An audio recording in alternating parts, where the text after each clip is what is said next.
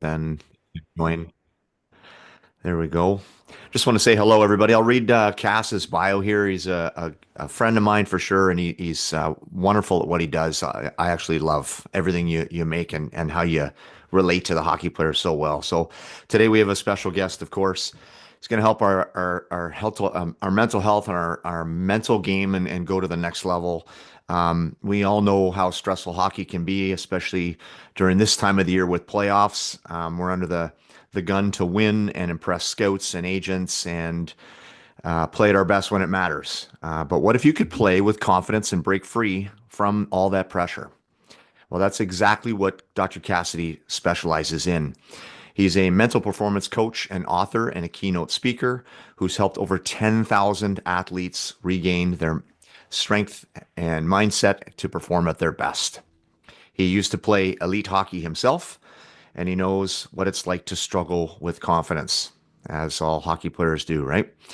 That's what led him to study for over 12 years, to become a PhD in sports psychology, and work with the best athletes in the world, which is excellent. And I've seen you all over the internet doing keynote speeches, and he's written his own book, Mindset First, which I'm halfway through, and I love. Um, yeah, today he's going to share some lessons with us as we talk. There's some more people coming in here, which is great. I'll admit them real quick. And yeah, I really appreciate you being here, Cass. Thanks, buddy. Oh, pleasure to be here, and happy to answer any questions and share some strategies, especially with the playoffs and the pressure. And I know it's a common one, and sometimes we make playoffs bigger than what it is one I'm sure we'll unpack a little bit. But yeah, happy to go whichever direction you want to go here. Excellent. Well, why don't we just start and you can tell my kids there, my athletes, a little bit about yourself, where you played growing up, how you transitioned from being a hockey player into what it is that you do now, and how you're having some success helping players like these kids. Yeah, so I'm from North Bay, Ontario, so a few hours north here of Toronto, and grew up, playing the outdoor ranks, loving the game, want to play in the NHL, get drafted to the OHL, play my age year and junior, and then in my 17-year-old year, my NHL draft year, I'm like, let's go, I'm playing the Yo, I'm pumped, I'm like, I'm getting drafted. I write down all these goals, I'm like, put up points, drafted, I'm like, does not go that well. Okay, I fall out of my face. I get 0 points. Okay, in my NHL draft season as a forward, so that's not good. And I get healthy scratched 48 times that year. So, it was just a blow to my mental well-being, let alone my confidence as a player. But I was able to overcome that, came back, had a pretty good career, played a little bit of pro, played 5 years of university as well. So still love the game. So, but I almost quit when I was like 17. So I kind of from that I had this massive void. I'm like, there's got to be a better way. I'm like, I was so stressed, so caught up in the results, so outside in, letting everyone else affect, and the results affect how I feel and my mindset. So that's what then led me on the journey. I then see so many other athletes fall into that same trap of going outside in and making things bigger than what they are. And then so I went to school for 12 years, read hundreds of books, and worked with lots of good mentors and top people in the game. And then now, yeah, we run a pretty good mental performance coaching firm. I've got, all kinds of clients, mostly hockey players, a bunch of NHL players. We've got a firm of coaches, and we mostly just do one-on-one coaching. So that's kind of where I'm at, and it continues to evolve because the game's only getting bigger, and social media has an impact on people's mindsets. So there's the competition, the skills only getting better, so it's only even tougher on players mentally. So um, but it's a very rewarding thing because it's not just about hockey too, right? Like these are life skills, and sometimes some of our best successes aren't just when somebody plays great, gets a championship, contract, next level. Those are great for sure. But Yeah. it's also like did their best, fell short, but are okay with it and can move on and adapt with life. Like that's like not everyone can win the championship, but like, are we happy with who we are and who we become and how we're growing along the way? Like, let's make sure we take care of ourselves in that, scheme and then do everything you can to get the championship. But like two great teams go head to head and like one's going to lose. So like it doesn't Right. like it's just that's sports. So it makes it entertaining. So there's lots to unpack there. But yeah, and then the kind of nice gist of it is like And what we'll maybe do a lot today is like, you've got the game going on, but you got to play your game in the game. And a lot of times players aren't clear on their game, on who they want to be, how they want to show up, and they're not sticking true to themselves in their game, or they're caught up way too much in the game, and then they're getting lost in the game and not clear on their game itself. So it's a nice kind of way to contrast a lot of kind of what I do and what we'll sure dive into. Right. Awesome. Yeah, there are lots of things to talk about and unpack there. So I'm excited about it. What are some of the most common mistakes that you see hockey players making? I mean, you touched on a few of them. Yeah. I meant, I hear confidence is the big macro, Yeah. stress, pressure, those things. Where are there, what are the top three that you deal with on a day-to-day basis?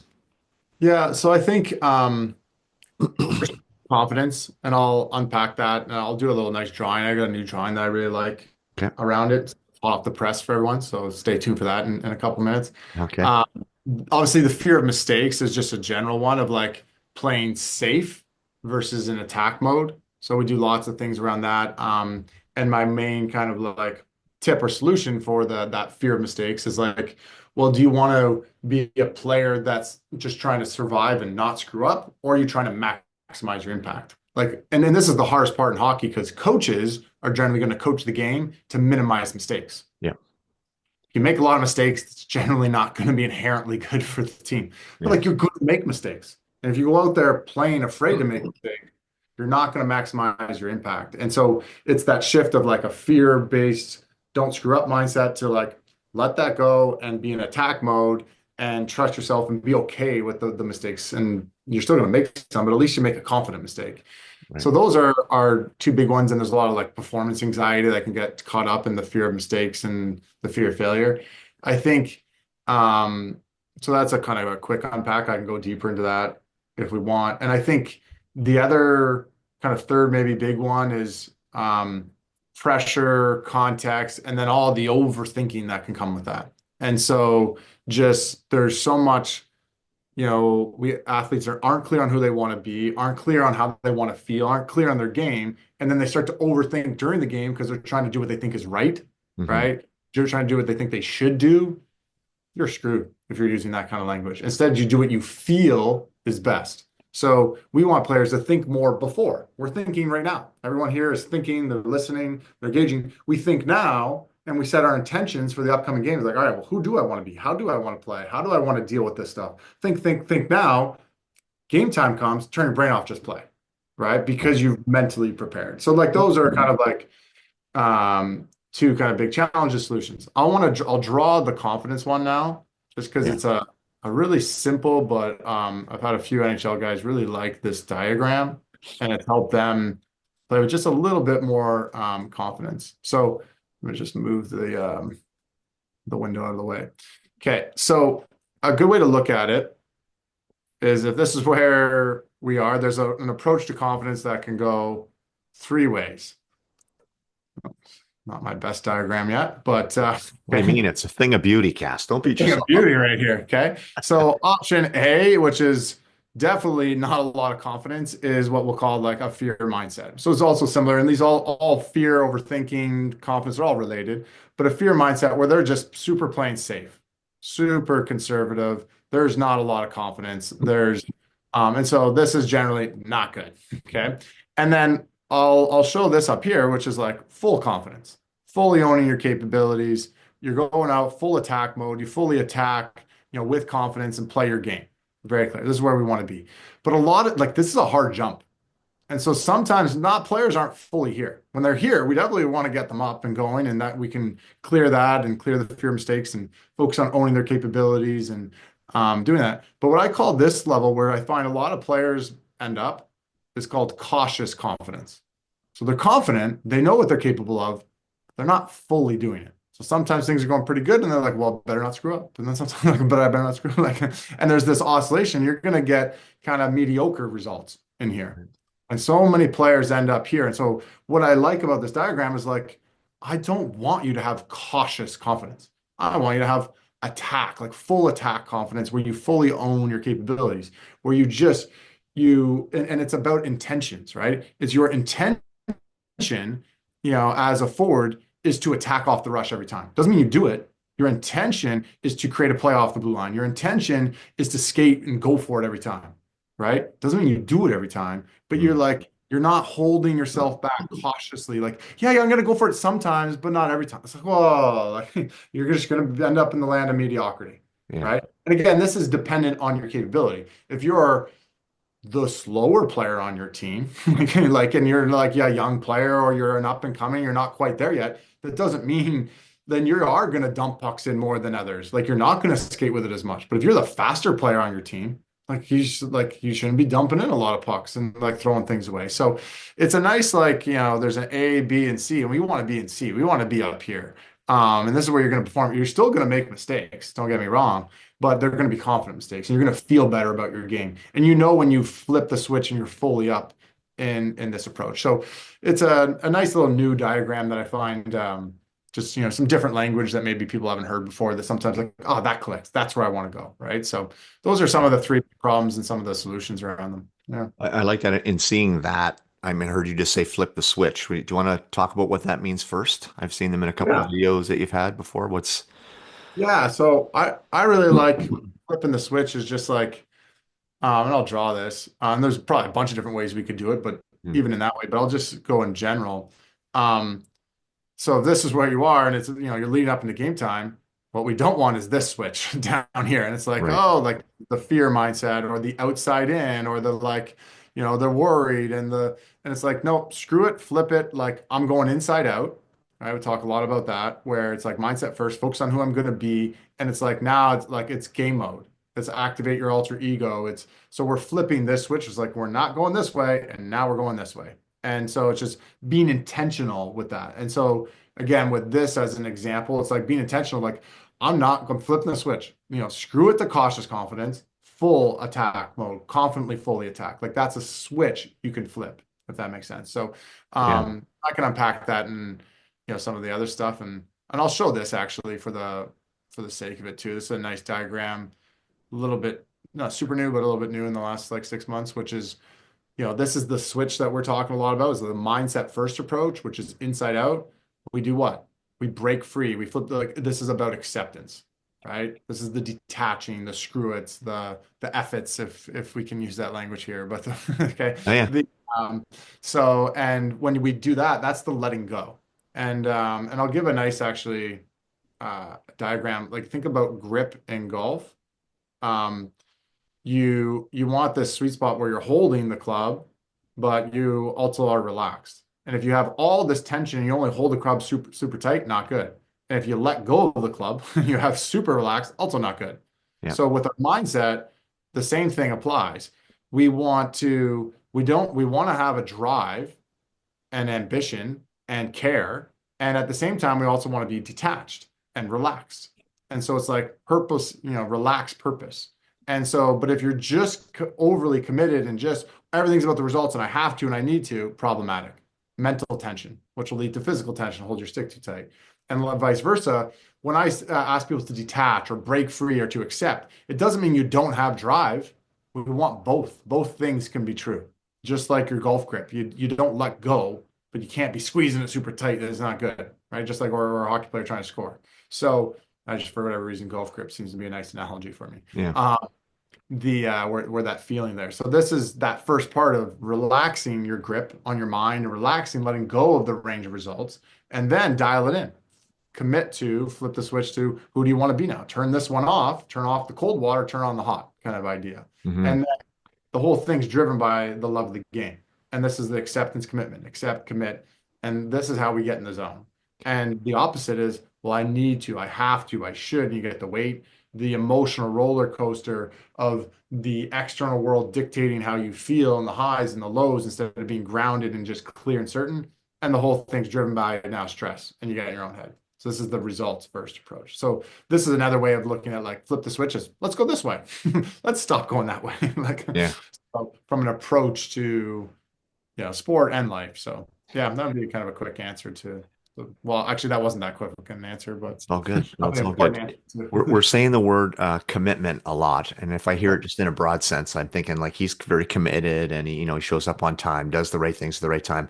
Yeah. Is there a deeper meaning to the word commitment when you're buying into these mental principles, and what does that mean for these kids? Yeah, great question. I think there's more when I'm using the word commitment, it's more than just being committed to your nutrition, to being on time, to those things. Although those things really matter. Hmm. I'm referring to it more as like when the game starts. What are you committed to? Are you committed to your game? Like, because you can be, and often this is the case, we are super committed, detailed, nutrition, working out, prepared, imagery, doing all the things. You're super committed, and then you get to game time, and you're like not confident, not committed to like attack mode. And you're so that's why like we never just use commitment on its own. It's always with acceptance because you will struggle to fully commit to your game if you have a need to, have to, should mindset and you can't accept and let go. That makes sense. So they're the powerful 1-2 punch going together, which is again like, all right, well, let's just really work on grip and gripping, commitment. Commitment is grip and drive. Commit, grip, grip, grip, but you never relax your grip.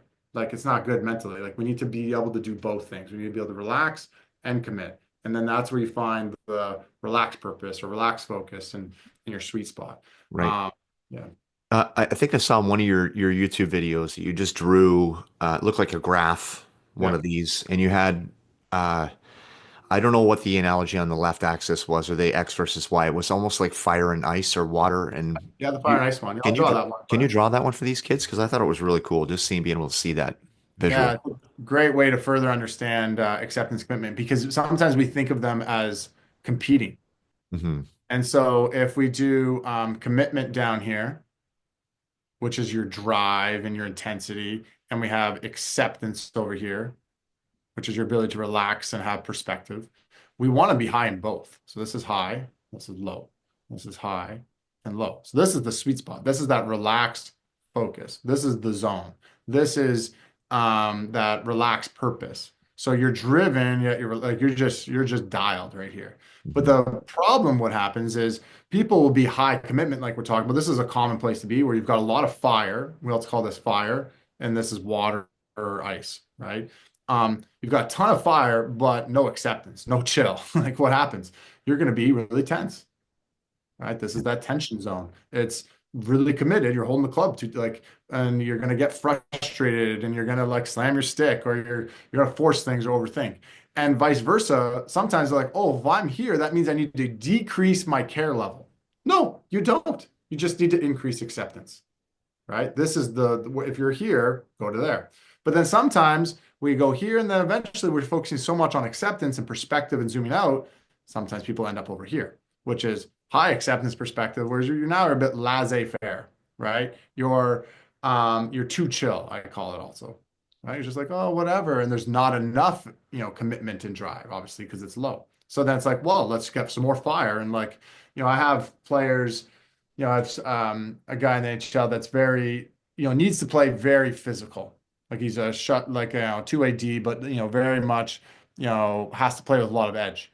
Hmm. Well, one of the things we do to make sure he's not here, he picks players on the other team and he makes it personal. He's like, screw this guy. I'm going to make this guy 9/11 hell. Like every night he has to pick somebody that he hates on the other team or what he hates. He's like, I'm going to shut this guy down. Like, screw this guy. Like, and it's a bit results oriented, Yeah. but he knows it's about how does he want to feel. But to get that level of intensity and he wants to be a prick and like that level of edge to his game, he needs to personalize it. He needs to be committed. Right. And especially he's, playing the NHL for a long time and, all these other things. So it's like, but he also doesn't want to end up over here too. So we worked a lot on like the acceptance first, but then it's like, oh damn, like I got to find that part of my game. And one of his, I'll give one of his narratives, the pillars I'll talk about. He uses in a lot of D, for the D on the call, the narrative of you can't beat me. That's his narrative. That's his pillar. It's like that. That's how he wants to feel, right? Right. His intention. You're gonna get beat. You're gonna make mistakes. But every time there's a one-on-one or a battle, it's like you can't beat me. I got you. Like let's go. Like you in it, you can feel it when you say you can't beat me versus oh go be a prick. No, no. Feel you can't beat me. Like, that creates the feeling. And so these when I talk about these pillars in this first person, it bridges. The idea here is going to be you're going to have a thought and that what we want to lead to feelings and actions, right? This is what we like. We feel and we act. There's a like in play. So we set the intention before with, oh, be a prick. Well, there's a bridge to then the feeling, the action. But if you send, I'm going to be, I play with edge, etc. But if the narrative instead, the thought is, you can't beat me, well, that's a quicker, easier bridge to take.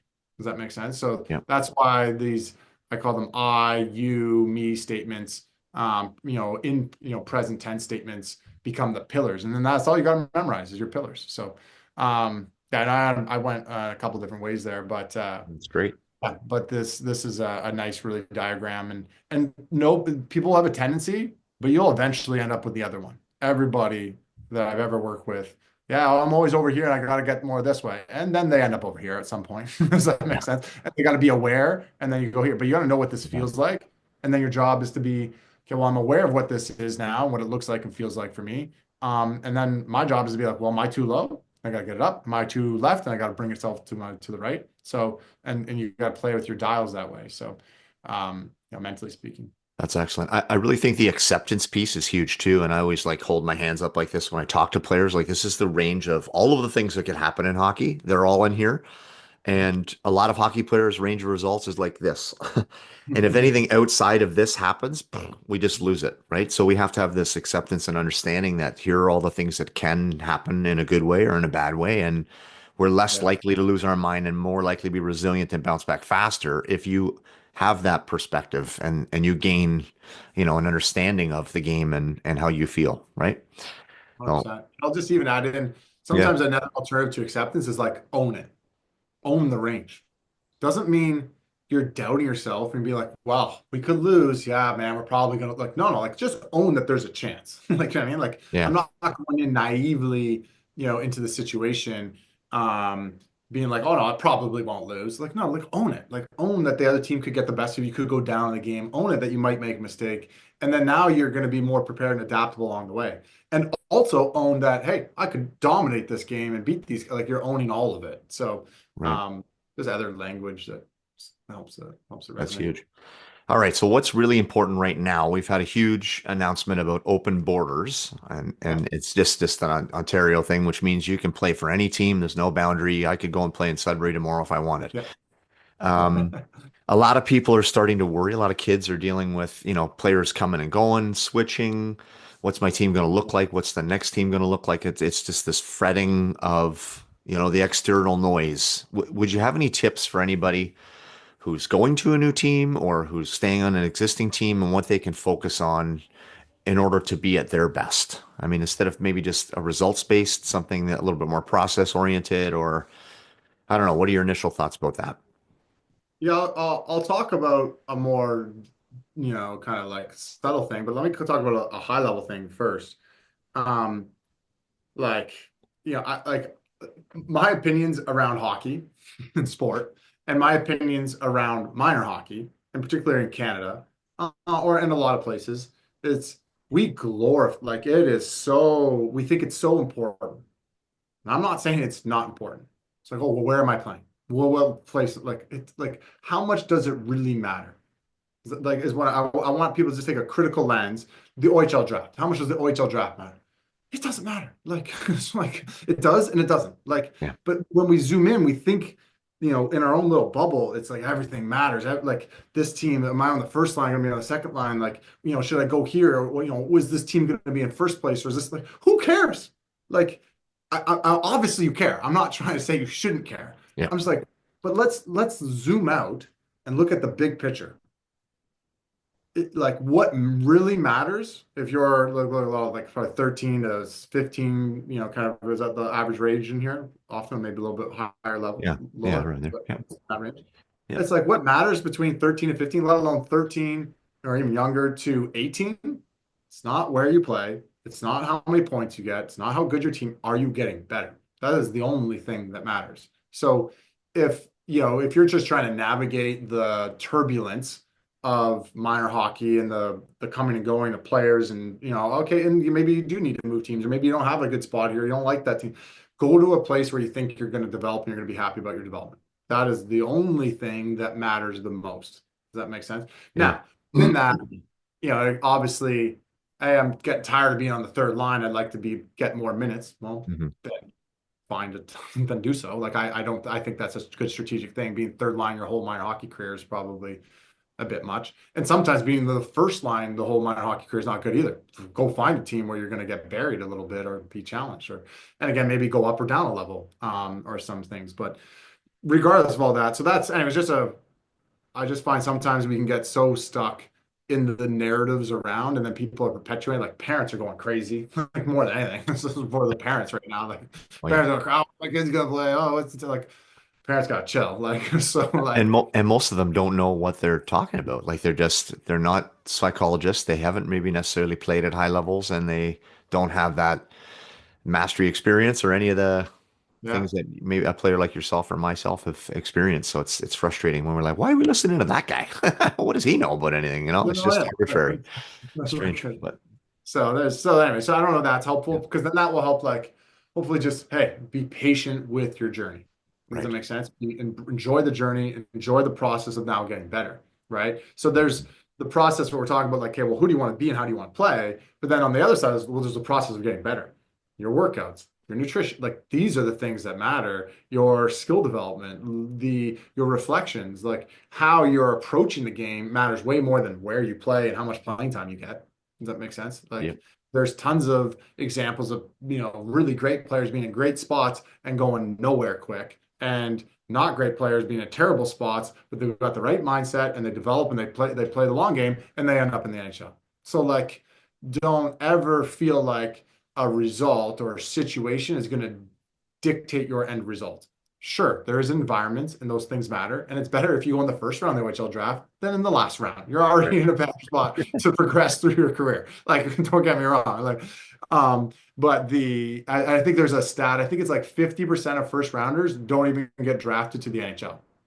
So like it's like, oh, I'm drafted in the first round of the OHL. I'm going. No, you're not. Like there's a good chance you're not even getting drafted like to the NHL. Like it changes that quick, the hierarchy. And there's lots of like fourth rounders that then get drafted, or guys not even drafted in the OHL that will get drafted to the NHL. Like the pendulum can swing. So right, um I don't know if that helped. Then that's the more tangible. It's like, well, focus on what are your development activities? Are you shooting pucks? What are the work? Are you sleeping well? Are you off your phone? And people, social media, like these are the little things that are going to compound and potentially make a negative consequence more than where are you playing to a degree. right. Yeah. I love that. I think too, like I'm always preaching the process and focusing on the nuts and bolts of the game, and the outcomes will come. But a lot of those players are just obsessed with PK time, PP minutes, goals, assists, all the things that I call them cookies, all the cookies at the end because players just want cookies. And then in, looking at results based things, sometimes when we see other people get the results that we want, we get caught up in this, well, why is he on the power play? And why, it's maybe this comparison trap that you've done a great job explaining as well. Can we jump into that a little bit and help our kids understand what the trap is and how to avoid it? Yeah, I think, it's super common, right? Yeah. First of all, so if you ever I call it like unhealthy competition versus healthy competition. Um, and the unhealthy is like, well, it's not fair. There's a bit of whiny, complainy victim. There's also like, well, I hope he screws up so that I can take his spot. Mhm. So like, which is like very normal, just to be clear. Not being a great teammate now, but very normal. And one of the lines that's been new, one of my coaches came up with is like two truths. Both things can be true. There can be part of you, like I've got an NCAA goalie, and she's like, they're having a run, but she's the backup now. She's just not going to play like because there's like one like there's just so then as the player she's like pissed like pissed, Yeah. but then as a teammate she's like, well, I'm happy for the team, I want the team to go on a run, like so it's like both things can be true. And so it's like, well, which one are you going to activate? And so but anyways, to the point of like it's okay to have those feelings. Like if we judge those feelings then you're like, no, it's normal, like I had them, like everyone's had them. The Yeah. difference is like, do you perpetuate them and act on them and feed them, becomes the way. And it's like, no, no, let's have a healthy competition. Like, hey, let the best man win. Like, let's both go for it. If they win, hats off to you. I'm just going to work harder. And I use this line a lot too, especially with like, oh, well, why is that guy on the power play over me? If you care so much about playing time, become a coach. Like, stop, Yeah. submit a resume for coaching and stop being a player. Like, that's just Yeah. the reality of like you're not the coach, you're the player. Like, you don't Yeah. like it, like quit. Like it's this is You think it's going to get, politics is going to get, I did this with a family I knew and a player that left minor hockey and was now going in the world of junior hockey. I was like, you thought minor hockey was bad? I was like, get ready for Yeah. like the turbulence of junior hockey. It might be crazier, like Buckle up. the Yeah. politics thing, right? So there's two head coaches in the OHL right now that have kids on the team. What is that? Like, it's like, what is that? Like, so, That's crazy. I didn't know that. yeah. So like, that's not right. So and I don't know how bad it is. Well, actually, I kind of know it's not entirely great one of them, but it is what it is. But it's like how is that allowed? I was like, I was like, Yeah. Doesn't make how's the sense. Yeah. league running this? Like, Nobody likes it in minor hockey. Why now, right? yeah, That's and the crazy. whole talk on it. So there's going to be politics wherever. It's like, but can you just keep focused on yourself, your process, and being able to filter that like that? That becomes a massive skill that I certainly didn't learn at a young enough age. So Right. I have Okay, a so lot. you just said a word that made my brain twig, and it was one of my questions about kids. They make mistakes, et cetera, and they come back to the bench and they're not in the moment. They're fretting about making the same mistake and they're regretting the previous mistake and Yeah, they're labeling it as good or bad, and then their coach might come down on them hard, or they might be not perceiving or understanding that it's constructive criticism versus real criticism. How do we teach yeah, our athletes to filter messaging yeah, from our coaches? Because we get a lot of it, and the kids that I talk to are like, "Oh, the coach doesn't even like me. I shouldn't even be playing AAA," or "I'm not as good," or "I'm yeah. not going to get moments and minutes like I should, like that guy," or whatever, because they're just not perceiving what the coach is saying the right way. Is there something that we can help them with on that front? Yeah, I have a couple of kind of funny ways that I do it. The reality is this: as a player, your opinion matters most. You have to go play your game, like I was talking about. You can't get caught up in the game and whatever everybody else thinks. If you're out on the ice being like, well, what does my coach think that I should do? Does my coach happy or like you're screwed? You're instantly screwed. So, and I'm not saying to not value your coach's opinion. Like Right. coaches' opinions matter. Be respectful to the coach. Coach can give you great feedback. Can not always. Sometimes you got to filter it and different things. But the bottom line is, okay, coach's opinion matters. Your opinion will always matter more. Like, and your job is to filter in. And if you like what the coach says, agree with it, adopt it, but make it your own. It's like even if I give somebody advice, I'm like, yeah, maybe like do a little more of this, a little less of that. Like it's like it still has to be their own. It's your game. So and this is like a maturity thing too. Like as we grow up, we're like little kids of being like, well, adults, everything they say matters. Like too often we kind of get conditioned that way. Yeah. But then as we grow up, like it's your life, it's your career. You're the one on the ice making the plays. You have to take ownership of who you want to be and how you want to play. And that can be a weird thing when you've got a 14-year-old telling a 30 or 40 or 50-year-old being like in their head to be like, well, screw you, what you say. I'm playing this way. Like, and Yeah. of course, also we have to filter the obvious dumb thing is like, well, coach says dump more pucks in. I'm like, screw you, I'm going to skate it in every time. Well, you might get sat and not play. So you Right. got to find out how do you want to play your game within certain structures potentially. Um, but again, when coaches like dump everything in, to me, they're idiots. So if someone says Yeah. that, like I've said that, I'm like everything, like when I was a coach, like my hockey. Yeah. So Yeah. like it's so hard to communicate as a coach and to be, like the nuance within the game. So then they use statements that aren't actually fully true, or be like, D, just move it quick every time. Does that apply to you as the D, or does it apply to kind of most of the D? And do they actually mean move it fast every time, or like most of the time? Let's move it quicker. Something like so Right. we got to filter like and like so and again like but you grow up as a 12-year-old, 14-year-old, 15-year-old thinking like parents aren't stupid. Coaches aren't like, no, they're actually people are like, I'm an idiot. We're all just kind of stupid people. We're just a bit older. Like, I mean, like nobody knows everything. Like it's like Yeah. so. And then but we kind of if you put them on a pedestal, like you're screwed. And so we need to change the perception that like your opinion of yourself, like it's your game. You take ownership. Filter in again, things I say, things you say, things your coaches could say are often and can be very helpful, right?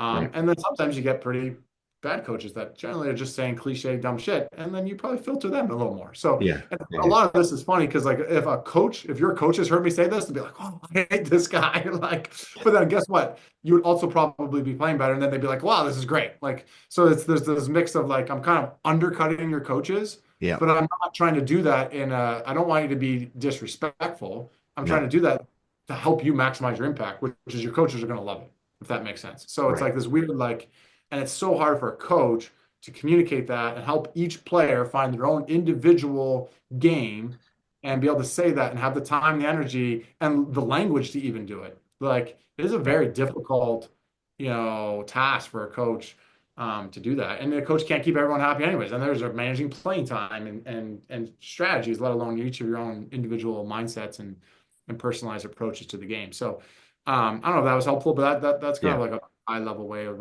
unpacking that. Yeah, I just had an interview with Shamar Moses, who was a first round draft pick into the O last year, and that's what he talked about: be your authentic self. Yeah. And I thought that was really important because I coach myself, and I see a lot of players trying to square peg round hole, where they're jamming who they think they should be into who they're not. Right? They're not accepting of their play, and I think when they come back to the bench, coaches are heated. Right? They say a lot of things that can be. That parents won't be a fan of, like you're going to be off that effing power play, or I'm going to put a dog collar around you and shock you if you make that play again, and it's just like I say, look, if you're making a pot of pasta and you pour it into your strainer, all the crap, the water that you don't need just goes down the drain. And make sure in the end, sorry, someone else is wanting to come in here, but make sure in the end you've got something in the strainer, right? Something that you can take home with you and actually use Yeah.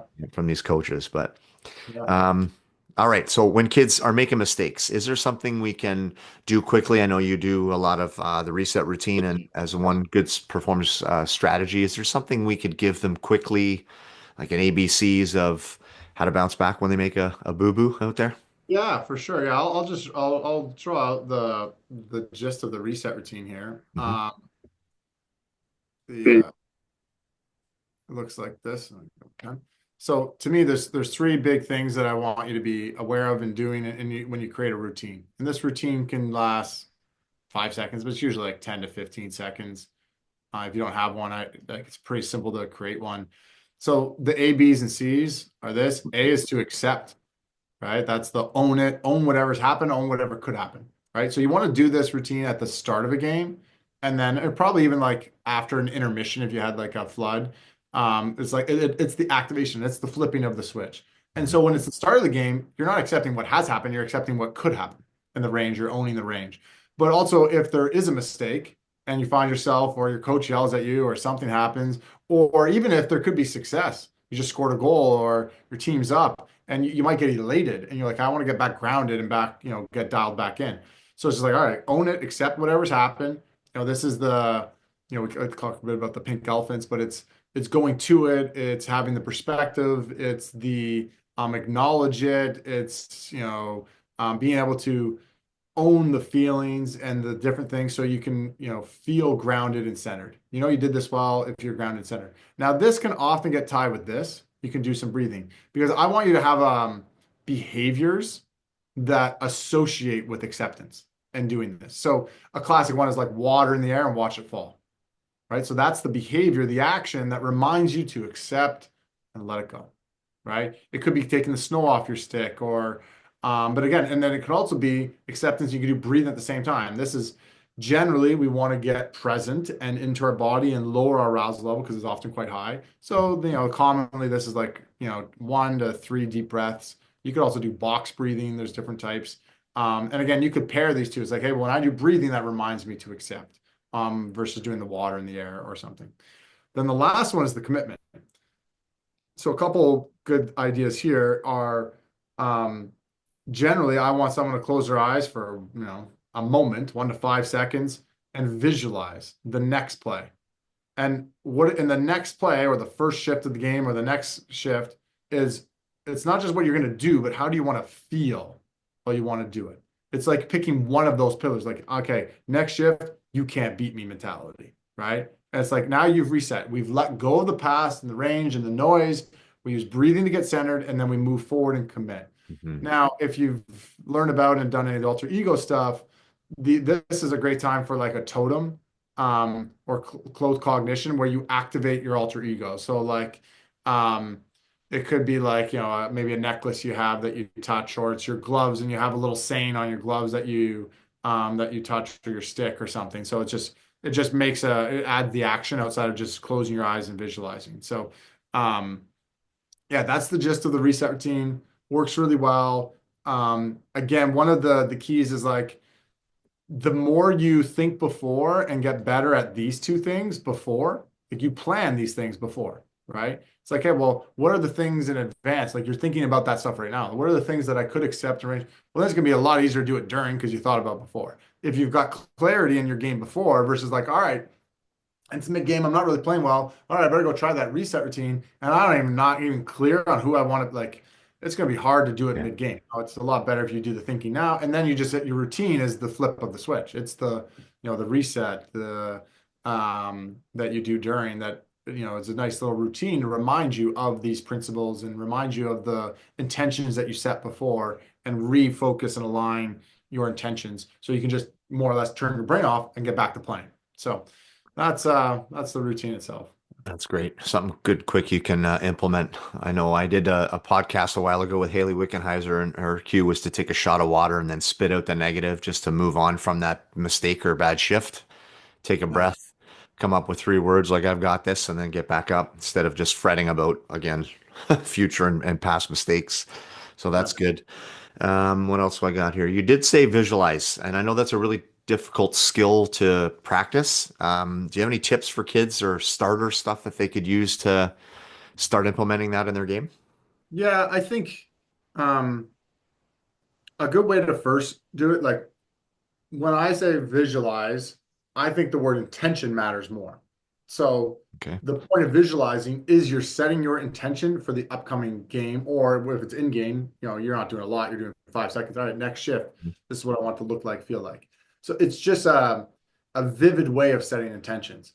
Now, everyone's going to have different, like you said, abilities to do that. Some people are very visual, and a lot of they're going to be really good at being able to see things in their mind from their own point of view. Hmm. Whereas some people might be more like auditory or kinesthetic or the emotional feeling they can get more. And so Right. you actually want to get good at all of them. Does that make sense? Like now, but if you're really good at like the seeing it, but you're not so good at the feeling it, well then let's work on that, right? But don't be. But then on the flip, it's like, hey, I can feel what I want to feel there, but it's kind of really like I can't see it really well. It's okay as long as you're doing it. Like the feeling probably matters more, and then you can work on sharpening up the visual. And the more you practice it, the more you'll get better at it.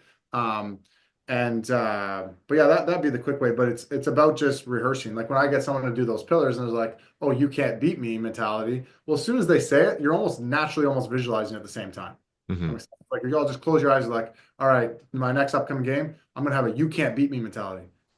I just pasted someone against the board. So like I feel Right. like Yeah. in mind, like just by saying that and You go like right there. you kind of go to that product kind of automatically. So um those would be some of the quick kind of like tips. And I've got lots of resources online about it too. And Okay. I've got like a pre-recorded forward D and goalie versions. Like it's like, oh, walk you through. It's kind of generic. You want to personalize it to yourself, but there's some good generic ones on our website as well.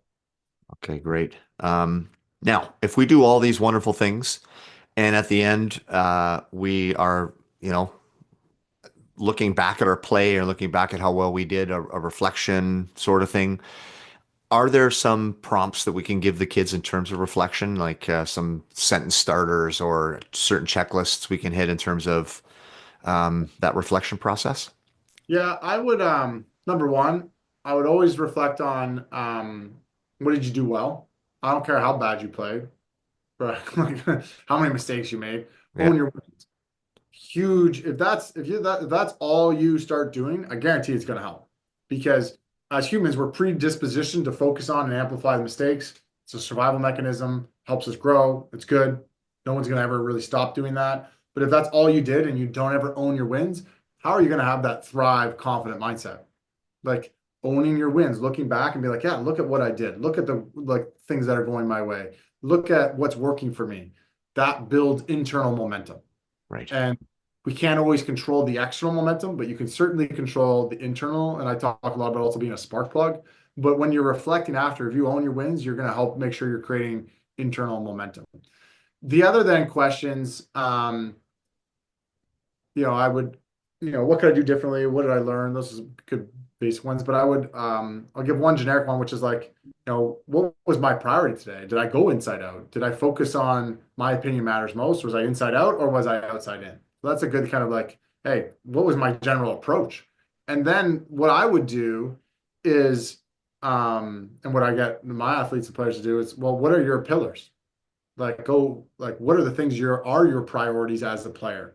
Is it Hmm. the you can't beat me mentality? You know, um, you can't catch me. Like I'm so like you're gonna play with speed. My legs are my strength. Like whatever your pillars are, now go reflect on those things. How'd you do it? Because that's your game. Reflect on your game, not how many points you got, whether you won a lot, what everyone thought about it. Like, focus on your pillars of your game, your core traits of your mentality that matter. Like that would be the big thing that I would encourage on top Awesome. of. Yeah. Now you're working with professional athletes. What are some of the things that they do that younger athletes don't do? I know I'm sure there's like a million things, but is there something like I talked to Yeah. Akil Thomas. He was like, they don't even care that they make mistakes. Yeah. They don't care. They've made so many and they just keep playing. You make a plan, it works. You keep playing. You make a plan, it doesn't work. You keep playing. Like they're just so Yeah. resilient. The habits are really good, but yeah, I don't know if there's something you see a trait in him that they've practiced that we should start practicing. In Well, all of this, of course. I'd say this to help normalize it. Um, I don't know if the average, well, this is it's true and not true. The average NHL player's mindset, I don't think is that much better than the average junior player's mindset. Yeah, I that's don't what think it's I'm. that much Yeah, better. Like yeah, I don't think like it's definitely better. Okay. I'm definitely better. But even if it's just a little bit better, that could be the difference. yep, The biggest thing that's different from an NHL player versus, an East Coast player, just to like make it like it's their how fast they are and their skill level. They're freakishly athletic. yeah, Got a huge engine, and their capacity to work is different. Now, the so they're still so but just so and they do and the way they take care of their body, like these guys are like machines. The way like the red light therapy, the like they're doing everything. Like that makes sense. Like oh, yeah. they get IV treatment. Like they've gone like their body is a race car. Like they're an F1 race car with Mhm. crazy horsepower, and it is getting tuned up nonstop. Like Right, so, now so anyway, so there's that side of it. Does that make sense? Because and what I'm trying to do is also normalize. You're like, oh, like I struggle with confidence sometimes, and like I can't believe I'm doubting myself. Like I've got to get perfect at it because that's the only way to get to the NHL. No, it's not. Like it's helpful to get there, but like there's guys in the NHL that are terrible. Like they have not thought about their mindset at all. Like and they yeah, just got there with pure capability, raw and then they get skills. there and they're like, oh shit, now I'm not consistent. And like, We're in and my, trouble. Yeah. yeah, and I can't just rely on my capability to outperform people. Like I use this line a little bit to a degree. So I don't work with McDavid, and I know he has somebody that's done some work with, but I'm like, you work with somebody that's good. Like if I work with McDavid, like I don't have to even tell, like he's just going to be good no matter what. Like it's like it Right. doesn't, the mindset doesn't matter. He's so skilled. Yeah. Like does that kind of make sense? Like so he's like the accept. And again, it does matter Yeah. because he's not dialed and he's not bringing it. If he's getting tense and whatever, there's going to be problems. But when you're that much better than the players they're playing against, like it's like you can kind of get away with so a lot of these players, sometimes that's what it was like to get there. And a lot of them are not. Some of them, like they're super resilient guys, like they grinded their way there. So Right. they've got that, like you said, like Akil Thomas, like he has a healthy relationship with mistakes. It's like, yeah, Yeah. it's part of screw mistakes. Like Yeah. it's no big play. So I don't know if that's helpful, but it's kind of an interesting maybe It lens. is. It is. It's funny watching. I'm sure a lot of those players make the NHL, and they've just, I mean, like you said, they're full of talent for sure, and a lot of them have relied on other people making them feel better. So they just Yeah. constantly seek that. I see that with kids and the youngsters, right? They come out in the lobby and they're just looking for parents to say, great game, and then Yeah. that's outside in, like I think Oh, you're yeah. referring to. So Yeah. I love the messaging of who do you want to be and how do you want to show up and what kind of character you have and then what can you do to get the Yeah. cookie in the end. So, all right, Yeah. one last question for you, buddy, because I know we're coming up on an hour. I really appreciate your time, and I just want to help parents out there.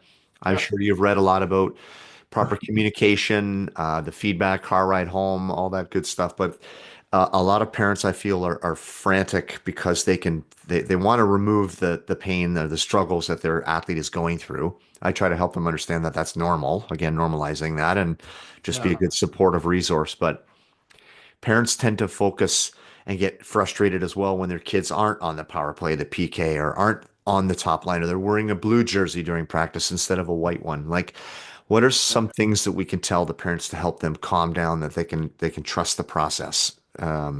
Yeah, so they're able Yeah. to support their players better. Yeah. Well, I think the first thing that jumps out is like goes back to like that whole hockey thing. Like it's like it doesn't matter that much. Like you know what I mean? Like so Yeah, like let's stop amplifying every little detail, especially when you're the parent. Like it's hard enough when you're the player and you get off the power play or you're not didn't do that. yeah. So um But parents, it but parents say it does matter. I mean, okay. it's so Yeah, important. My kid's so invested in it. He works so hard, and yeah, why, yeah, why wouldn't we try our best to go to the GTHL or the NHL or whatever level they're yeah, pushing yeah, for, right? yeah. And they know they're frantic about it. So So I've done this with some of different clients at different times, and often even junior clients, where I'm like, I gotta call the parent because I'm working with the athlete, hmm and um, and the athlete's doing pretty good, but like the parent keeps saying shit. It's like you gotta, yeah, you need to like. I'm gonna like, so then I call the parent and I ream the parent out. I'm like, you're like screwing your kid over. yeah, Like I'm get off me. like Yeah, you're get not, off him. like get off them, like Yeah, leave it alone. yeah, Like it's whose journey is it? It's not the parent's journey. Like the parent is there to support it. So if your parents are messing with you, tell them to screw off. yep, Okay. If they're like past that, you're not helping, you're hurting. Give me yeah, some space. Let me figure it out. And for my lesson, my message also to the parents is what is the purpose of sport? To me, the intrinsic main purpose of sport, for especially a youth sport journey, is to develop life skills. hmm That's it. Like yeah, that's it. You're in here to become healthy adults. But like you're developing life skills. You're going to learn to be a better teammate. You're learning how to work with others. You're learning to have dedication, acceptance, and deal with failure and things like, and so, but if you rob them of the adversities and the challenges, you can't develop the life skills. Like it's supposed to be chaos yeah, and hard and difficult. If it wasn't, then it wouldn't be interesting. The yeah, purpose of sport and the professional level is entertainment. So it's and entertainment comes from someone being, fully present in the moment, and there's the unpredictableness and the cheering and the crowds and the media. And so so is the purpose of youth sports so that you can become an entertainer? Like there's only so many are going to get there. And even then you won't get there or thrive there if you don't develop the life skills anyways. So that's the athlete's, goal. Is it the parent's goal for the athlete to get to become an entertainer? Like that's kind of weird. Like, it's like you can always even use it this way. It's like the parents that force their kids to become an actor, an actress, and then they succeed and they make all this money and the fame. Like it's not all sunshine and rainbows being NHL. Like these guys get pretty mentally messed up at times and they get death threats on their social media accounts and there's a lot of pressure. It's not all yeah, sunshine and rainbows being a child actor and succeeding or being a youth star and becoming a pro athlete. Like there's a price to be paid that comes with it. So like um I had one OHL mom at one point. She's like, I couldn't go and watch him play. I was so it was a goal. I could like she couldn't even watch him play. She was like so nervous for him. oh man,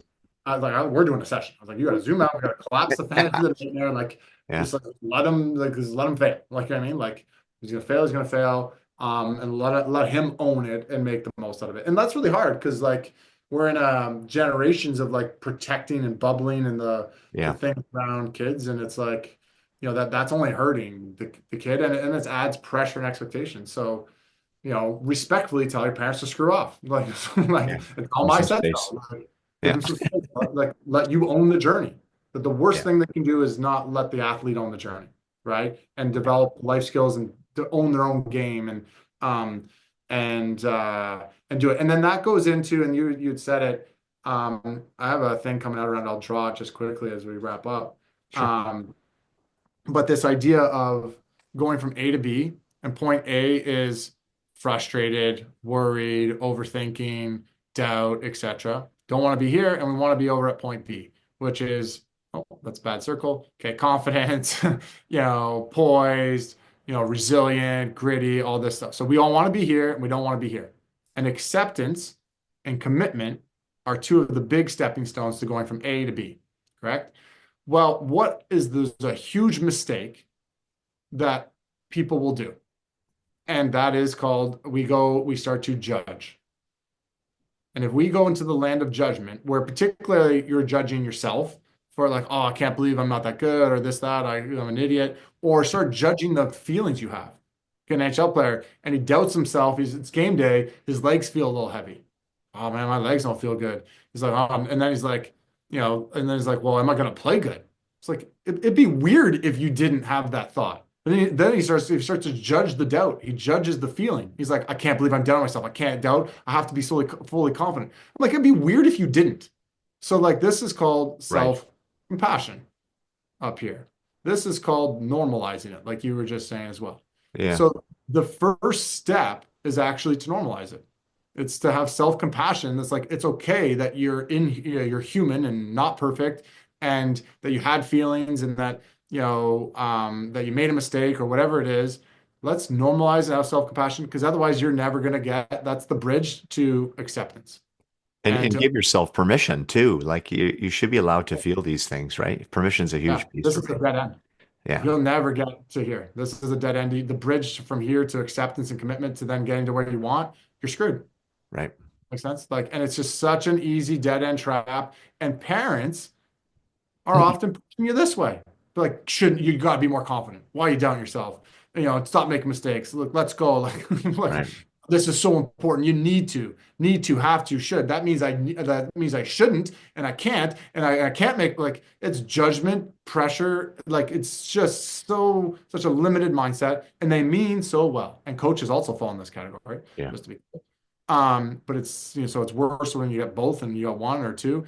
And but yeah, it's pushing people down into, so if they're judging you, how are you going to not judge yourself? Like, where are we learning it from? And Yeah. so we're judging the experience, we're judging the success and the failure. It's not like you're gonna win and lose. You're gonna make mistakes and have like successes. It's just a freaking result. Right. It's not inherently good or bad. Stop judging it. Stop judging your emotions. You're screwed, right? Now, it doesn't mean we never judge things. There's a time and a place to judge things. I go into a dark alleyway. This seems like a bad thing. Screw this. Fun. Let fight or flight. Get out of it. You know Yeah. what I mean? That's right. Judgment's not inherently. I'm not judging judgment. Okay, it is what it is.